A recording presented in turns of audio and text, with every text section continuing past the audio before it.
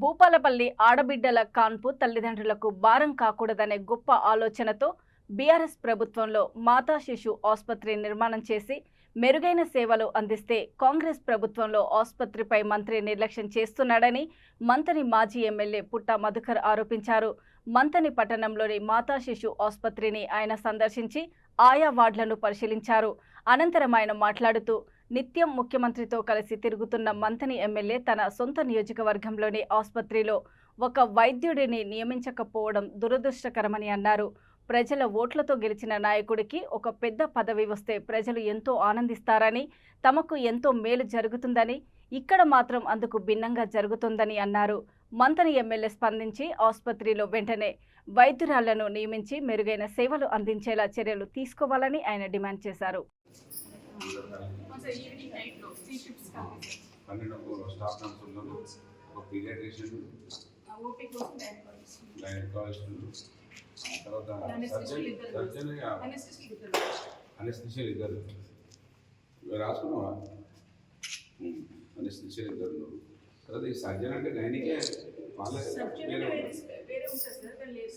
అంటే గైనిక్ వచ్చినప్పుడు మరి ఒకవేళ ఇక్కడ మనకు డెలివరీస్ అయినప్పుడు గైనకాలజిస్ట్ ఉన్నప్పుడు మళ్ళీ సర్జన్ కూడా కావాలి. సర్జన్ అంటే వేరే కేసెస్ చేస్తారు, అపెండిక్స్ అట్లాంటి సర్జన్ కావాలి సార్. అంటే గైనికే చూసుకుంటారా? చిన్న ఆపరేషన్ లేదు సార్, అది వేరు. మళ్ళీ సర్జికల్ కేసులు వేరు సార్, దానికి సర్జన్ కావాల్సి ఉంటుంది మనకి. జనరల్ సర్జన్ మన దగ్గర లేదు సార్.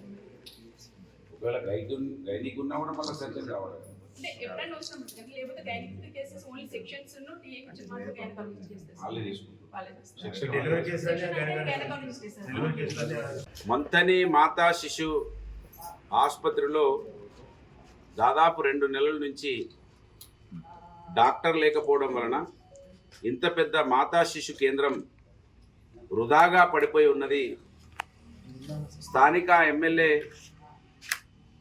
ప్రజల ఓట్లతో గెలిచి పెద్ద పదవులను అలంకరిస్తే, వాళ్లకు పెద్ద పదవులు వస్తే ప్రజలకు కూడా పెద్ద సేవలు అందుతాయని ఆశిస్తారు.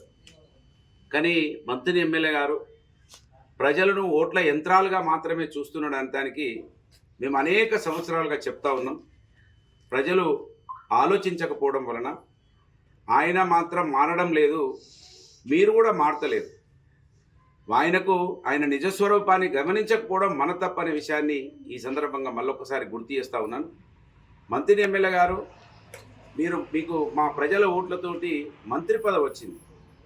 ప్రజలు పురోగతి చెందాలి, కానీ తిరోగమనంలోకి వెళ్తా ఉన్నారు మంత్రి నియోజకవర్గ ప్రజలు.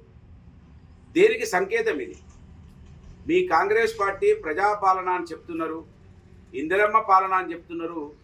ఇందిరమ్మ పాలన అంటే ఎమర్జెన్సీ అనేది మేము విన్నాము, చూడలేదు, అప్పుడు చిన్నవాళ్ళం మేము. ఇవాళ చూస్తున్నాం ఇందిరమ్మ పాలనలో పోలీస్ కేసులు, నిర్బంధాలు, రౌడీ షీట్లు తప్ప మీరు చేసింది ఒక్కటి కూడా లేదంటానికి అనేకం కనబడతా ఉన్నాయి.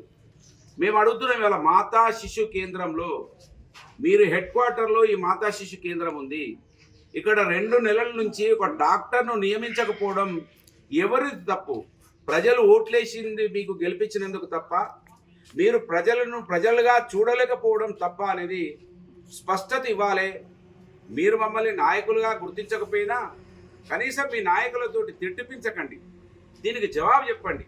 మీ నాయకులు కూడా వచ్చి ఎప్పుడు డాక్టర్ వస్తాడు, ఎన్ని రోజులలో డాక్టర్ వస్తాడు, మా అక్క చెల్లెళ్ళ కష్టాలు ఎప్పుడు తీరుతాయో జవాబు చెప్పాలి. కానీ మేము ఒకటి అడిగితే మీ వాళ్ళతో ఒకటి తిట్టిపించి సమయాన్నంతా వృధా చేసి ఎంతసేపు కేసులు పెట్టేయడానికి, మమ్మల్ని దుర్భాషలు ఆడించడానికే మా ఎస్సీ బీసీలను వాడుకుంటా ఉన్నారు ఎమ్మెల్యే గారు. పాపం వాళ్ళని అభివృద్ధి చేయండి, కానీ వాళ్ళ అక్క చెల్లెళ్ళు కూడా ఇక్కడ ఇది ఉపయోగపడుతుంది, మా అక్క చెల్లెళ్ళకు ఉపయోగపడుతుంది. మీ అక్క చెల్లెలు ఇక్కడ లేరు కనుక, మీ కుటుంబ సభ్యులు ఎవరు ఉండరు కనుక మీకు మా ప్రజలుగా కనబడతలేరు.